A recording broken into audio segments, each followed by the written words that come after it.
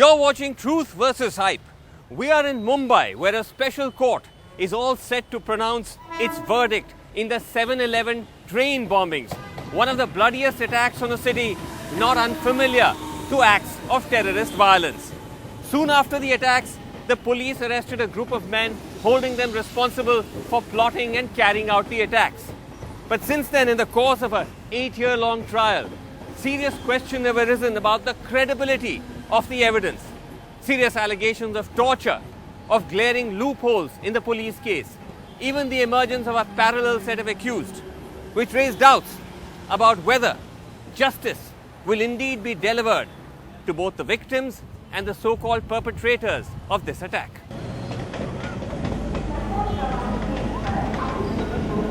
July 11th, 2006, evening rush hour on Mumbai's Western Line.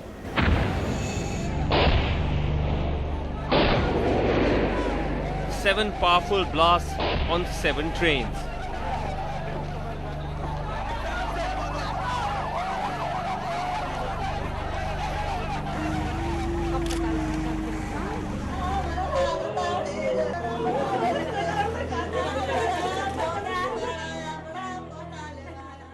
आतंकवादी गतिविधियों से Mumbai's anti-terror squad was headed by KP Raghuvanshi, today the head of Maharashtra Police's Industrial Security Corporation.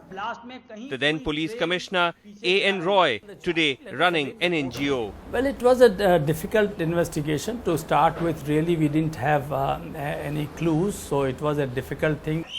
But a week later, the police claimed a breakthrough. The interception of celebratory conversations between Kamal Ansari from Madhubani in Bihar with some people in Mumbai. they were talking something about any altogether unusual kind of wordings they were using. Some barat or some celebration or some patake or something like that. And when we were in reaction to the blast. Immediately after that. The police swooped down on him and claimed to have found half a kilo of RDX in his house. His questioning led to 12 other arrests, almost all from Mumbai. Men who police say confessed to the crime. Some connection found from Bihar person, and that was kind of developed along with the local connection here. A plot described in a 10,000-page charge sheet. The mastermind Azam Chima, the LET's launch commander based in Pakistan. He is said to have used Faisal Sheikh, who ran a mobile repair shop in Mumbai's Bandra, as the LET's local agent, routing funds through him. It's in Faisal's house in Perry Cross Road in Bandra that the police claimed a crucial conspiracy meeting was held in May 2006. A meeting attended by Dr. Tanveer Ansari, a Unani doctor from Mumbai's Baikala, and Ehtesham Siddiqui, a publisher of Urdu literature.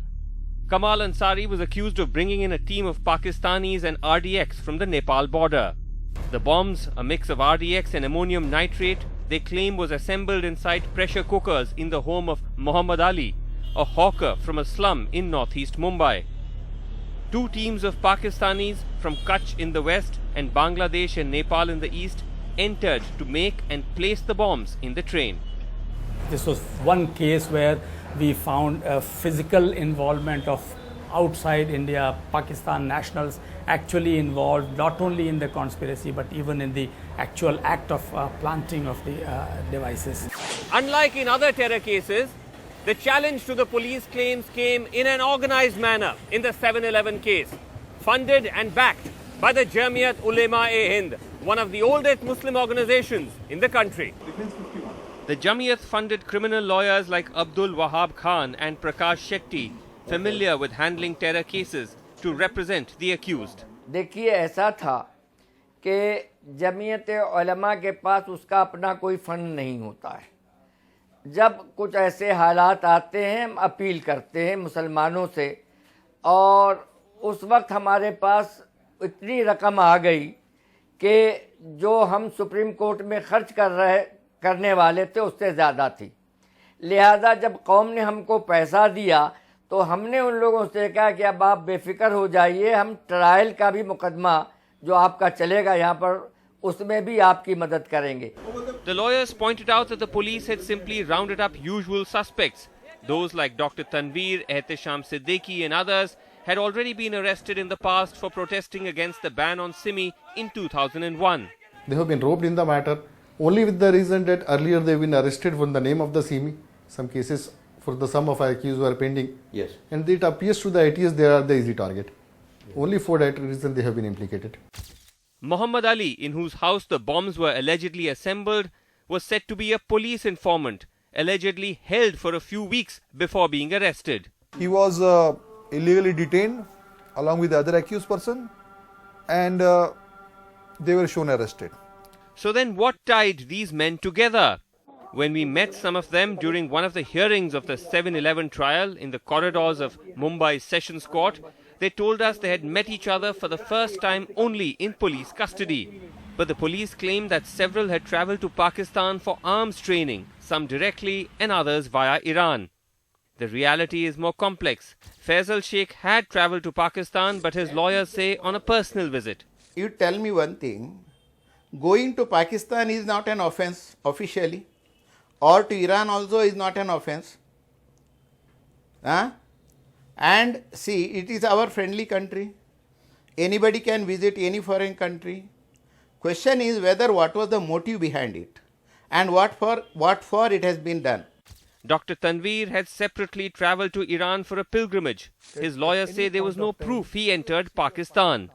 Prosecution, except confession, prosecution has not led a single piece of evidence to show that at any point of time they crossed the Iran border. And went into Pakistan. A single call from any of the city of Pakistan to their landline or to their number of acquaintance showing that they are at Pakistan, or from the landline or the mobile of acquaintance, a single call to Pakistan showing that they are at Pakistan. Like in one particular case, you know that in Sunnis they go for one particular pilgrimage. They have gone on that, and no Sunni goes for that. It goes only Shias go there, and they have gone on that. And they go in groups, but in this case they have gone individually. And whenever whosoever goes, there is a stem. They have gone for that, and they have not gone for that pilgrimage. You're saying that shows that they went into Pakistan? That is what. That is how they narrated. Only Kamal Ansari has accepted to travelling to Pakistan for arms training, but that's to a crime for which he has already confessed. In Pakistan, and he was forced to send the man. Then he said that he sent one man. Then he was asked to come back to India and send more. Send a man. Then he said that I will not send. He sent one. And thereafter he did not comply, and then because of non-compliance he was falsely implicated in Arms Act case at Delhi. Right. Now if you accept this theory, then this has nothing to do with the bomb blast. He said I am not involved in the bomb blast. The fact remains that the claims that these men travelled to Pakistan rest heavily on their confessions, which their lawyers claim were extracted only after slapping them with Maharashtra's controversial anti-organised crime laws, which they said was an act of frustration by the police, which had held these men for custody in 2 months, but yet could not come up with anything substantial. Now for 2 months, more than 2 months, the accused were strongly suspected to be involved in the bomb blast case. After application of MCOC within 4 to 5 days, they started singing like parrot. The case is that they, except 2, all 11 accused gave confession. When the accused appeared before the magistrate, they described multiple beatings, being hung upside down, even waterboarding. Whatever transpired during the police custody, how brutally they have been tortured, all that thing was deposed by all the accused. Okay. After that, number of complaints were there. And some of the accused having the sign of medicals, tortures.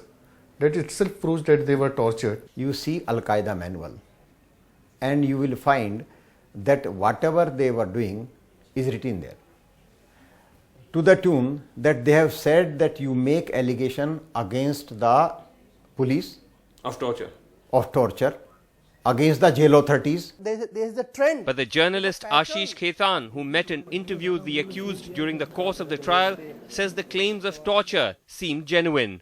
I interviewed all these accused in court premises, individually, separately, and they gave me a very detailed, vivid account of how they were tortured. And there were striking similarities. While one didn't know that I was talking to others, they all gave me detailed description of the torture equipments, techniques that were used on them, and they were very graphic and were strikingly similar. मैं आपको बताना motive होता है, एक सूर्य किरण करके तेल आता है, उसको सिरिंज में भर के ना एनएस के रास्ते से ऊपर डालते हैं, अंदर पूरा बर्निंग होता है, आपको लगेगा मैं मर जाऊं तो अच्छा है। खींचना चालू कर दिए धीरे धीरे धीरे धीरे, मेरा पैर ना एकदम से ये 180 हो गया, ऐसे हो गया, एकदम से ऐसे हो गया। मैं इतना सांस रोका मैं, और उसके बाद मेरे पेशाब के रास्ते से करीबन 5-6 दिन तक खून आता रहा। In their defense, the police say that the claims of extreme torture by the 7/11 accused do not match the findings of medical doctors who, as per the law, have to examine accused kept in police custody every 48 hours. In most reports we studied, the common complaint is of stomach upsets, leg pain or dizziness. I may say that we have examined all the medical officers who from time to time examine the accused persons whenever as required by the guidelines laid down by the Supreme Court. That the accused were produced before the hospital authorities and they were medically examined. We have produced all the medical record before. This can be very easily explained because it's very well calibrated, well thought out and systematic. They would torture at places where there would be no external bleeding, where there would be no external injury or scars or marks. Now how would you find out that something was inserted in your rectum in a medical examination unless the accused tells the medical examiner that he had been tortured in a particular way? One of the rare instances where the court asked for a medical examination in the case of Sajid Ansari, accused of procuring the timers for the bombs, the medical report chronicles multiple bruises on his body. The medical officer records that I questioned to the accused whether he is having any complaint against the police. He said no. He said, very well, I have court order, I have to examine your person, remove your clothes. And he found 11 injury mark on the person of this accused. Around 11 injury mark. And he says these all are fresh, around 5 days old injury mark. With the confessions under a cloud because of allegations of torture, questions have also arisen over the other cornerstone of the police case. Eyewitnesses, who the police say were commuters who actually saw some of these men plant the bombs on the trains. One of the witnesses who claims to have seen Kamal Ansari plant a bomb has been alleged to have underworld links. His antecedent shows that he was very closely affiliated with notorious gangster who has been convicted for life imprisonment Jam Chandegar murder case, Arun Gowli. Associated in what way? He said he was my union leader, and as a union leader he gave me 6 lakh rupees in my account. I don't know whether he was working in my company or not. And he said that I was inquired with regard to this Arun Gowli in one of the case. In the case of another witness who claims to have seen Ehtesham Siddiqui plant a bomb, the defense says that he works for someone who is himself an ATS witness. That on the day of blast, when the witness alleged that he saw the accused at the Churchgate station, and the reason he has given that on that day I went to the ENT hospital for meeting some person. Ehtesham filed a RTI application, and from that reply, he came to know that such no person by such name is working in ENT hospital. Look, whenever we have any eyewitness, whosoever he may be, his background is irrelevant. If he was there, he was there. If he has seen something, he has seen something. Several of the accused claim that they had strong alibis for the day of the blast. Ehtesham Siddiqui's call record data shows that on the day of the conspiracy meeting in the Govandi slum, he was actually in Mira Road, several kilometers away. On the day of the blast, when he was meant to have been in Churchgate planting a bomb, he was again at Mira Road, even further away. The accused made a number of applications that the CDR record was called during the investigation by the ATS, and deliberately they have suppressed it, they are not producing it. Whenever, it's not a new thing, it's not happening for the first time. They also know that police makes use of call details and their presence. So, not only in 2006, much earlier than 2006, they have stopped using mobiles while doing any operation. Another key accused, Dr. Tanveer, claims that he was at work on all the days of the alleged conspiracy, producing as proof records of the fingerprint scanner and salary certificates from the hospital where he worked. Accused Tanveer, he has produced the muster roll. Who's a doctor? Yeah, doctor, BUMS doctor. He has produced a biometric thumb impression sheet showing that throughout he has attended the office. But Raja Thackeray, the CBI special prosecutor, told us that the technical evidence is strong. There are recoveries, there are reports of the chemical analysis.